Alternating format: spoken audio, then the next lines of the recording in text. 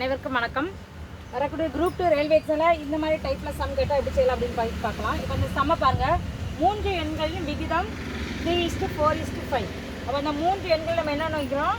3x 4x 5x 3 எண்ணை எடுத்துக்கோம். அது அவற்றின் மீச்சியமாக என்ன கொடுத்துருக்காங்க அப்படின்னா அந்த 3 எண்ணோட மீச்சியமாக என்ன கொடுத்துருக்காங்கன்னு பாருங்கள்.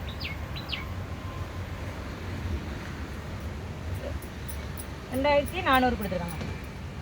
இப்போ அதோட மீப்பேவை என்ன அப்படின்னு கேட்டிருக்காங்க. இப்போ இந்த 3 எண்களின் மீப்பேவை அப்படின்னா 3 × 4x × 5x 3 × 4 12 12 5 60. மீப்பேவை 60xோட வேல்யூ என்ன அப்படின்னு கேட்டிருக்காங்க. இப்போ 60x ஈக்குவல் நம்ம கொடுத்துருக்க ஆன்சர் 2400.